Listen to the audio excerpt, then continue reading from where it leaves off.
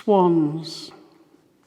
She was brave in the bitter river, the Mary Rose, doomed, ice chalice, lily in bloom. Thor, her feathers and bones dissolve in the flow, and she's gone. Flower that floated so light over death's undertow.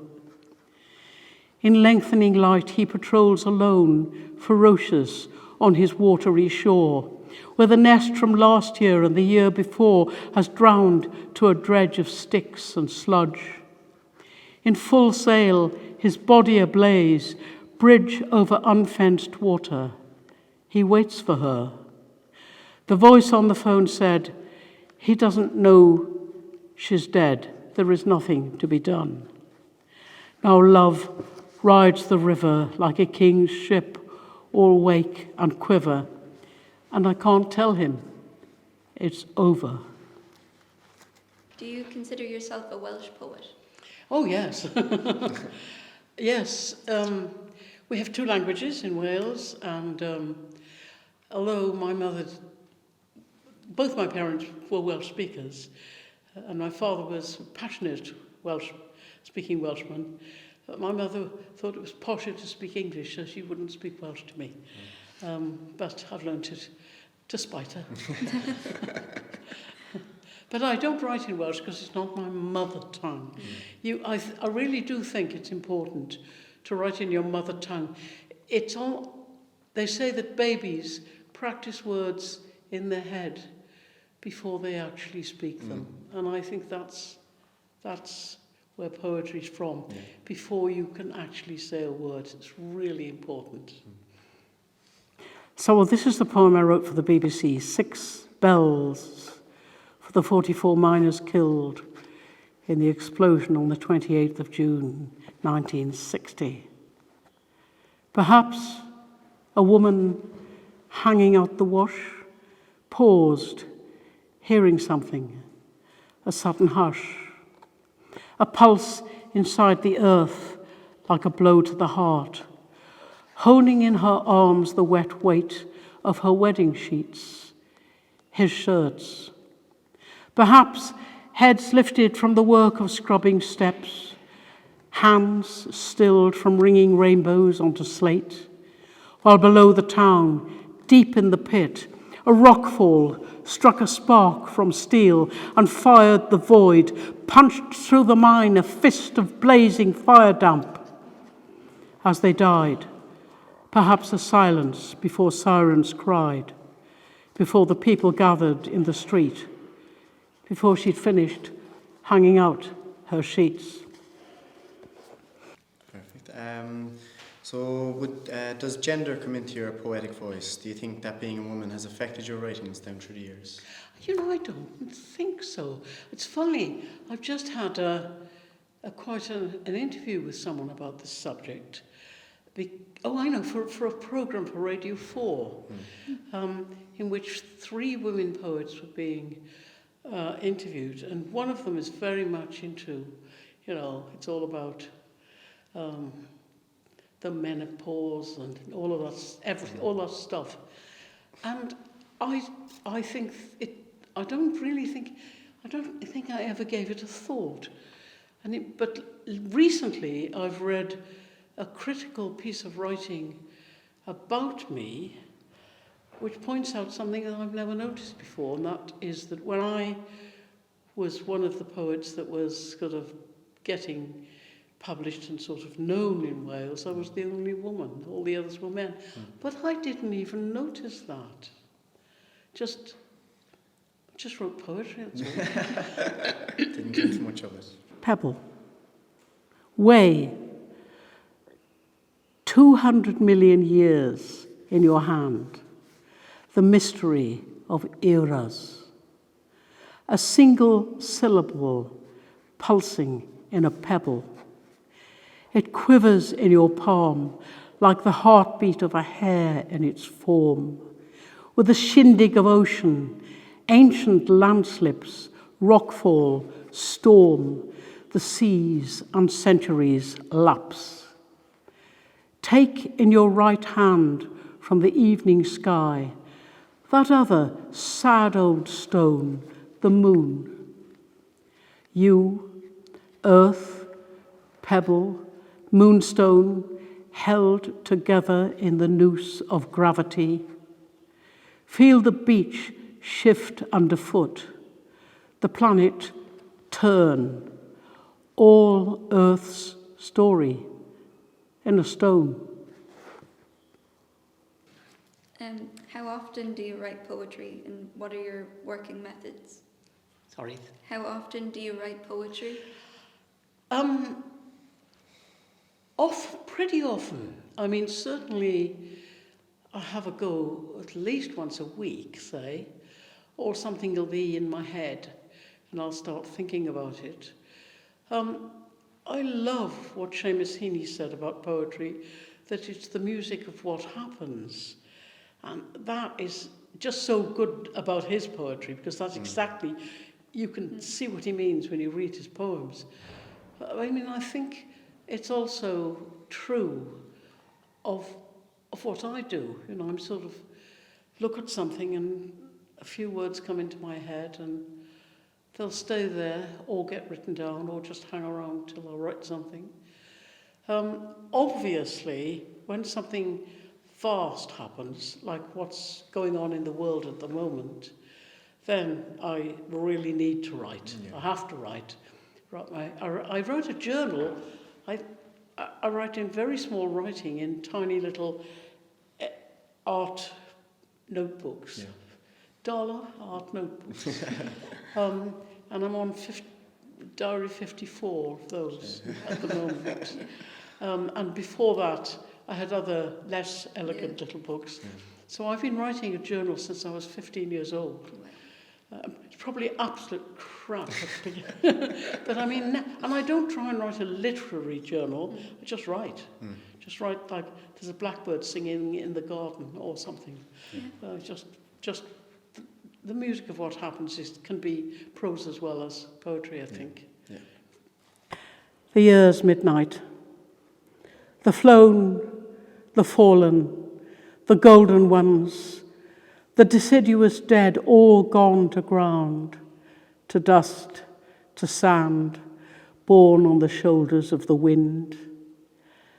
Listen, they are whispering now while the world talks and the ice melts and the seas rise. Look at the trees. Every leaf scar is a bud, expecting a future. The earth speaks in parables, the burning bush, the rainbow, promises, promises. So how often would you read poetry, and who would be your favourite poetic influences? Oh, I look at poems or say them in my head every day. My favourite poets, Heaney. Yeah. Heaney, Yeats. Yeah. Look where I'm, and I'm not saying that to impress Irish people. Heaney, Yeats, R.S. Thomas, Dylan Thomas, Edward Thomas. You know, in other words, when the early 20th century moved on from the formal rhyming, dum-de-dum poetry that was very traditional, Tennyson already all through the 19th century, then overflowing into the beginning of the 20th century, then we get Wilfred Owen.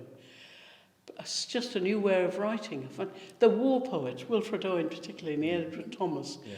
And you could see that they were changing everything, because it wasn't any longer necessarily rhyming and dum-de-dum poetry. Yeah. So really, the whole of the modern period is very exciting to me. Beside where I sit at the table at home, behind me there's a shelf, and the things that never get put back into the alphabetical order of the shelf are Yeats, Dylan Thomas, who wrote the best villanelle that's ever been written in Do Not Go Gentle Into That Good Night. Rage against the dying of the light. It's just fantastic poem, and very many of the poems and I've also got Wilfred Owen. I've also got, those poems that poets I've mentioned are my favourites. And today, who's writing today, it's harder to say really. I lament with great sorrow the loss of Seamus.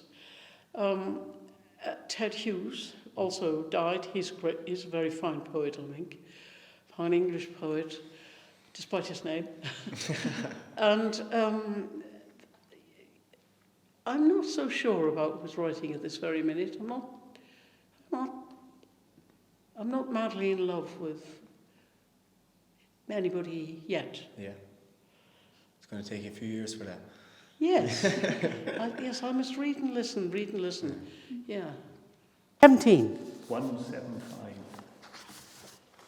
17. Oh yeah, got it. Sorry. Yes. Right. Gwawr Ddur is the name of it's poem number 99 in the series. Lament number 99.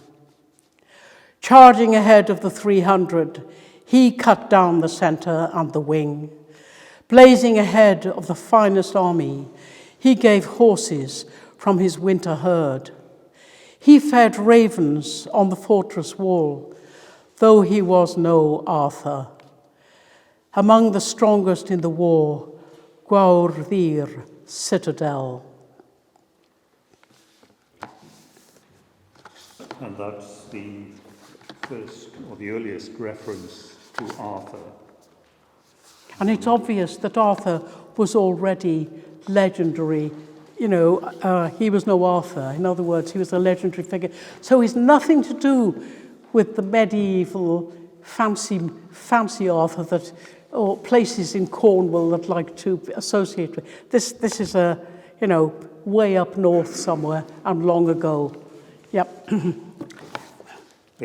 Gwant tra thrichant chasaf, lladdau a pherfedd ac eithaf, oedd gwyw ymlaen llariaf, goddolau o haid meirch y gaiaf, gochorau brain di ar fyr caer, cyn I bai Arthur. Rhwng cyfnerthu yng nghlysur, yng hwnwr, gwewnwr, Gwawr Ddur. And that's just a few of the 100 elegies. You mentioned earlier that you started writing in your poetic diaries when you were 15. Do you have a single greatest influence on your being a poet? Single greatest influence on being a poet? Yeah. Nursery rhymes when I was a child. Yeah. Seriously. Yeah. Seriously. I still don't count without saying, 1, 2, 3, 4 mothers at the cottage door. 5, 6, 7, 8 eating cherries off a plate. I just absolutely adored. Fair play to my mother. She sang me nursery rhymes right through my childhood, and I absolutely adored them. Seriously. Yeah. They seriously influenced me. It's the truth. Yeah. Plus then the children's poets, that follow on from that. I just always loved... Oh, and then, this is a big leap. Shakespeare. Seriously big leap. Yeah. But when I was 10, my aunt, my father's sister, who had no children, so didn't have a way of judging what was appropriate, took me to see King Lear in Stratford-on-Avon. I was absolutely stunned. And she was a bit deaf, so like me. So we sat in the front row, and I could see the spittle of the actors in the spotlight. and I'll never forget, nothing will come of nothing, speak again. Cordelia. Yeah. Utterly stunning. And then she took me every year to Stratford to see all the 5 new plays till I was 22. So that was this huge influence. Yeah. So that was English poetry. English poetry, big step. Yeah. But still, I think that Shakespeare, it's totally ridiculous that they think it's beyond GCSE kids. Yeah. It's nonsense. Yeah. Take them to a terrific theatre to see it done well. Yeah. And it just bowls you over. Yeah. And you don't have to understand every word. It doesn't matter. Yeah. Do you agree? I do. It just bowls you over and Yeah. you go on think, and the red velvet seats. The whole experience. Yeah. Have too many books here. But the sweet paper that might have fell out there, Gillian. Is that it? It is! Derek to the rescue. This is what's happening now. A few nights ago, last week, before this lovely weather, more than a week ago, I suppose, before this lovely weather started, I went into the kitchen and David had just come in from outside, in through the door, and he had a starling cradled in his hands. The cats had brought it, and very often the things they bring us are already dead, but this one wasn't dead. And the war had been waging for a few weeks, and we could think of nothing else. We can't now, really. But certainly for a few weeks we could think of nothing except the terrible war that is being waged right this minute in another European country where completely innocent people are hurt, broken apart. It's just unbelievably terrible. Anyway, the starling. You cradle the broken starling the cats caught and broke home from the night. You heard it cry, it trembles in your cupped hands, its heart wild, beak parted, a star in its black eye. Lost from a murmuration flying west, migrating from a bitter Russian winter, ice wind driven across a darkening world. There is enough evil, you say. Words of a poet from another time, another war. Enough evil in the crying of wind. Its heartbeat slows, calming in your hands. Warmed, still, beak parted, a refugee with a chance of life. You carry it into the night, crossing the dark fields to set it free. And finally, what do you think poetry will look like in the future? So both for yourself and, I suppose, other contemporary poets. I really do think, I think there's some terrible stuff going on at the moment in creative writing courses in England, anyway. And there are a lot of students who think that if you write in like a big block of square, that it's poetry. But how can you hear it? The whole point of the shape you see on the page, it's nothing to do with the page, really. It's to do with what you hear. But the page teaches you how to hear. And that's crucial. That's so important. So I think the other thing is, I think it's really pretentious to call yourself a poet. I say I'm a writer. And you've got people at 26 years old saying I'm a poet. And I think, not yet, you aren't. I just think that it's. I think the child can write a wonderful anybody, but not so much. More a child than the younger, the more likely they are to forget being impressive. Yeah. Just write something that's magic. Yeah. Really beautiful. But there are an awful lot of, in Britain, over in England and Wales, and you can hear somebody called a poet on the radio and you think, that's not my husband looks at me and says, that's not poetry. And, he's right, it isn't. Not yet. Maybe they'll do something later. Yeah. It's not yet. I don't think they're listening to the song strongly enough. And I don't mean dum-de-dum-de-dum-de-dum, obviously, because Seamus Heaney and R.S. Thomas put an end to that, moved forward into not formal things. But nevertheless, inside those two great, I think they're both great poets, you can hear the music of what happens. It's music, and it stays with you. If, after you've read a piece, not a phrase reminds... I judge loads of competitions, and I choose for things, and I read a poem and I think, I can't remember a single phrase, so it can't be a poem. Yeah. Whereas if just one line or 4 words stay, you think, let's take another look at that. And you think, But if nothing stays, how can it be a poem? Yeah. It's prose. Perfect. I think that's all we have. Yeah, that's all the questions we have for you. Sorry? That's all that we have. That's everything. Okay. I talked too much.